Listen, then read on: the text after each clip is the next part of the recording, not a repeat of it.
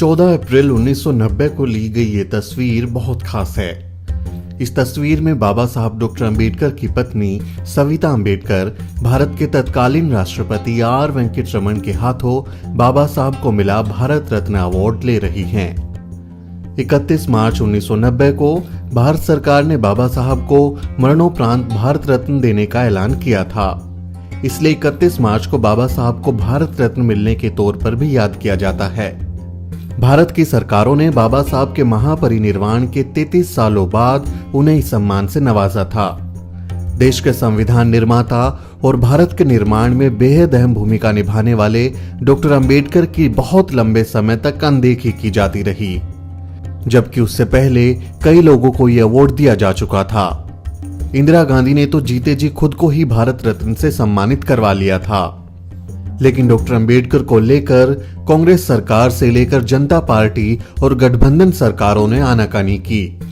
लेकिन बाबा साहब के अमूल्य योगदान को असली सम्मान मिला वीपी सिंह सरकार के समय।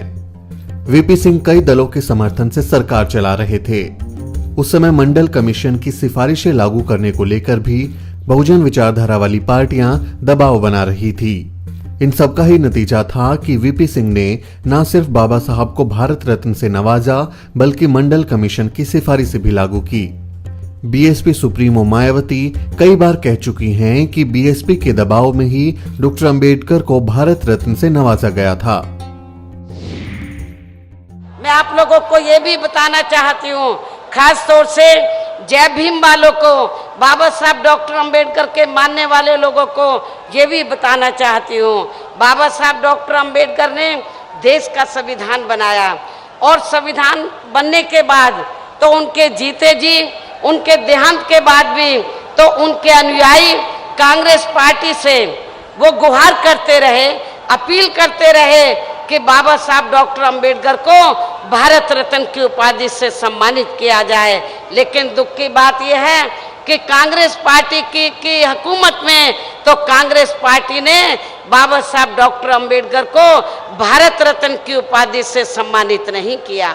लेकिन बाबा साहब डॉक्टर अंबेडकर को भारत रत्न की उपाधि से कब सम्मानित किया गया?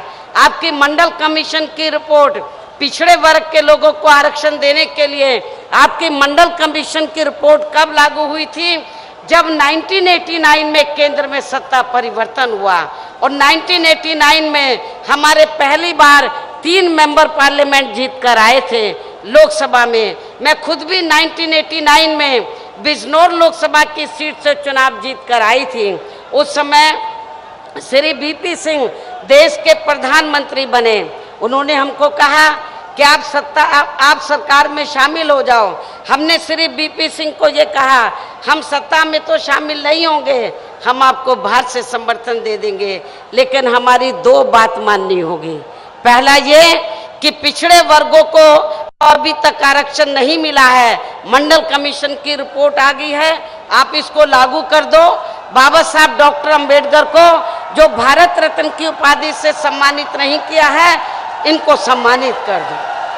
तो आप लोगों को जानकर ये अच्छा लगेगा कि उस समय तो हमारे विशेष आग्रह पर श्री वीपी सिंह ने फिर मंडल कमीशन की रिपोर्ट को लागू किया।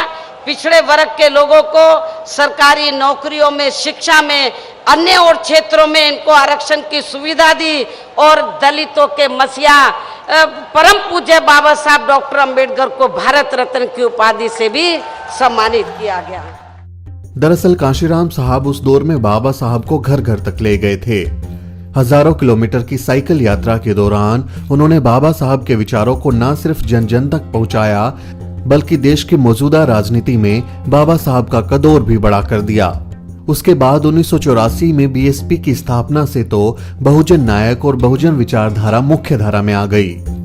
इन सब का असर हुआ कि बाबा साहब को भारत रत्न जैसा बड़ा सम्मान दिया गया। बहुजन समाज में आई जागृति से नेता समझ गए थे कि अब इन लोगों को नाराज करके सरकारें नहीं बनाई जा सकती।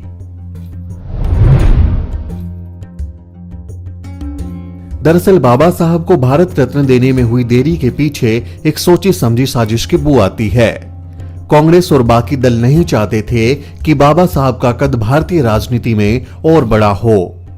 बहुत ही शातिराना तरीके से बाबा साहब को पहले सिर्फ दलितों का नेता बताकर प्रचारित किया गया और बाद में उनके योगदान और महत्व को ठंडे बस्ते में डाल दिया गया। दिल्ली में देहांत के बाद बाबा साहब का शव मुंबई भेजने के पीछे भी यही कहा जाता है कि नेहरू नहीं चाहते थे कि दिल्ली में बाबा साहब की समाधि बने, क्योंकि दिल्ली सत्ता का केंद्र है। दिल्ली में गांधी की समाधि पहले से थी, इसलिए नेहरू ने बाबा साहब का शव मुंबई भिजवाने के लिए चतुराई दिखाई। अंबेडकरवादी विचारधारा के मजबूत होने का मतलब है बहुजन समाज के लोगों में राजनीतिक चेतना पैदा होना, लेकिन पार्टियां ऐसा नहीं चाहती थी। इसके उलट कांग्रेस जैसी पार्टियां चंद दलितों को अपना चमचा बनाकर रखती थी। लेकिन मान्यवर काशीराम के आंदोलन ने बाबा साहब को एक बार फिर से जिंदा कर दिया था।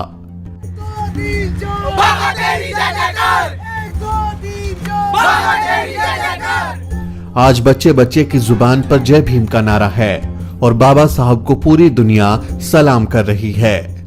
बाबा साहब अब सिर्फ भारत रत्न नहीं बल्कि विश्व रत्न बन चुके हैं। ब्यूरो रिपोर्ट, द शूद्र। बहुजन समाज से जुड़ी हर खबर जानने के लिए सब्सक्राइब करें द शूद्र और बेल आइकन दबाना ना भूलें।